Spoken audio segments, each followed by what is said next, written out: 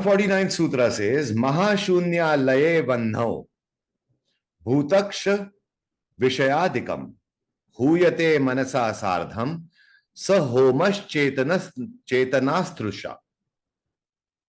He talks about homa now. Something goes wrong with our lives, we run here. Something goes wrong with that thing there, we run to do this homa, this puja, that puja. Correct? He says straight away, the real oblation, my beloved, the real homa, consists in offering all the elements, the senses, sense objects, along with the mind, into the great abode of the void, the fire of the great abode of the void. See, in Shiva Purana also, he is known as the pillar of fire, which has no beginning and no end. In Trika, we recognize him as fire because, and we always say, fire, heat of the fire and the light of the fire cannot be separated.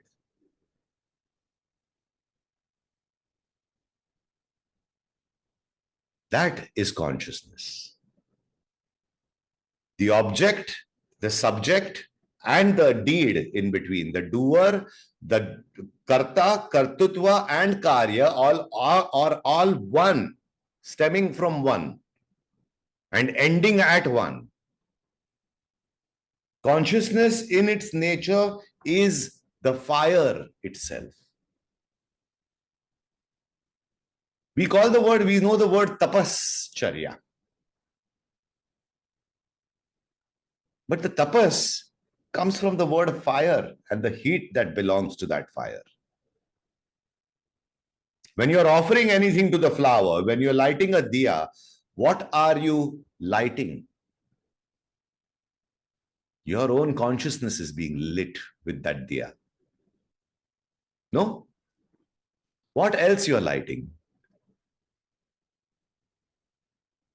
And in front of what are you lighting up?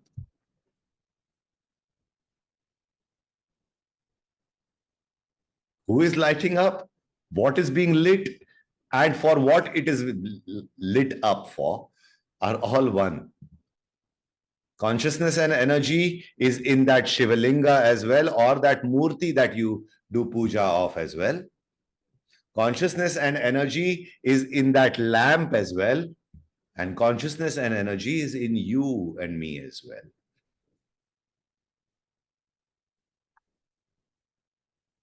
So where do you find the difference? Who are you offering to?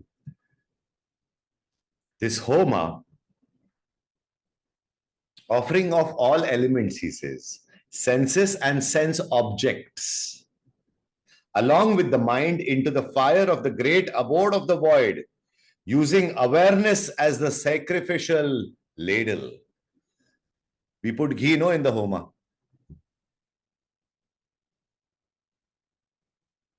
But in his fire, what are you going to offer?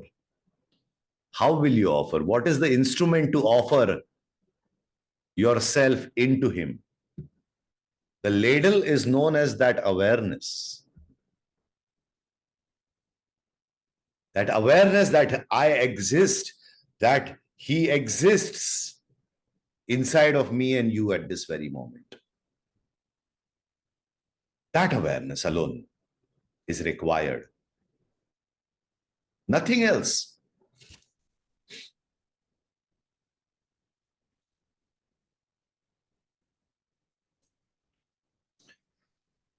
Yagotra parameshani tushtirananda lakshana kshapanat sarva papanam tranat sarvasya parvati rudra shakti samavesha stakshetram par bhavana para anyatha tasya tattvasya ka puja kascha trupyati.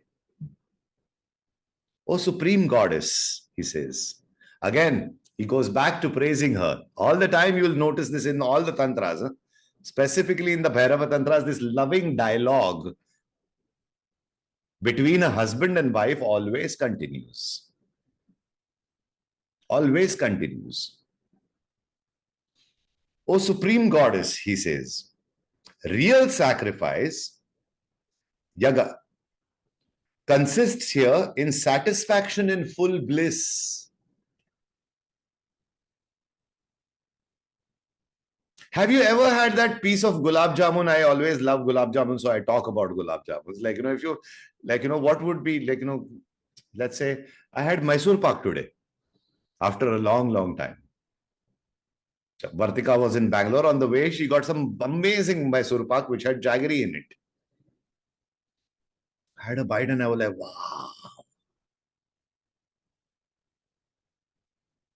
And I sat with that bliss coming from that Mysore Pak for about 2-3 minutes till it melted and disappeared and the taste still lingered.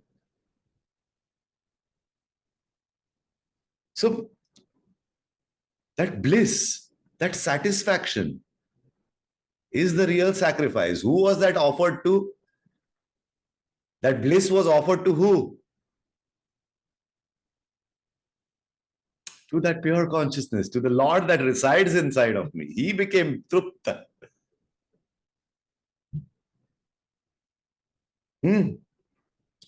He says, O Parvati, the sacred place of pilgrimage, Kshetra,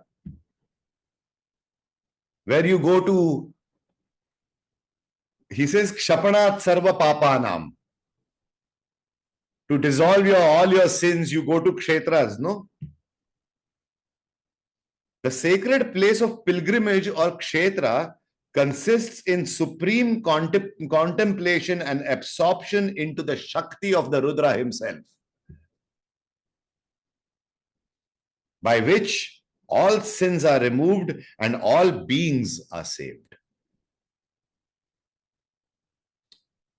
We go to Kshetras to, I went to Kumbh Mela as well, Prayagraj, in Triveni. I took a dip and I came out. Do you think, is it enough? Really? Or that Rudra Shakti, you become one with that Rudra Shakti himself. Then what? Then entire of your karmas are being burnt in a jiffy. Entirety of your karmas are going to be burnt in a jiffy. As soon as you get an entry into that supreme consciousness, the karmas are washed. New ones will appear. That also you wash. New ones will appear and those too will be washed.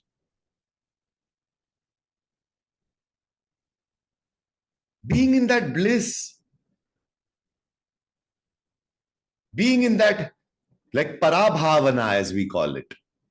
Parabhavana is Parashakti's own grace. The real absorption into the Shakti of the Rudra, he says, by which all sins are removed and all beings are saved. He says, how can there be any other worship and fulfillment in the relation to this non-dual reality? Again, I'll ask you this question. He asks her the question now. How can there be any other worship or fulfillment in relation to this non-dual reality that is me, the Bhairava himself? That's what pleases me, he says. More than anything else, you can go to Kshetras, you can do the 21 dips over there, you will come out, you'll do puja every day, you'll do dana every day, you'll do this, that, this, that, this, that, this, that. But the real quick absolution is to dip into my source, the very source of your being, that is me, says Bhairava. Dip into my ocean. That is where your sins are removed. That is where your karmas are cleansed. Then he says, in the 152nd, he says, Swatantra Ananda Chinmatra Saraha. Swatma hi sarvatra. Aveshanam tatswarupe swatmanah snanamiritam. This swatma hi sarvatra. What does it mean to you? Come from your end.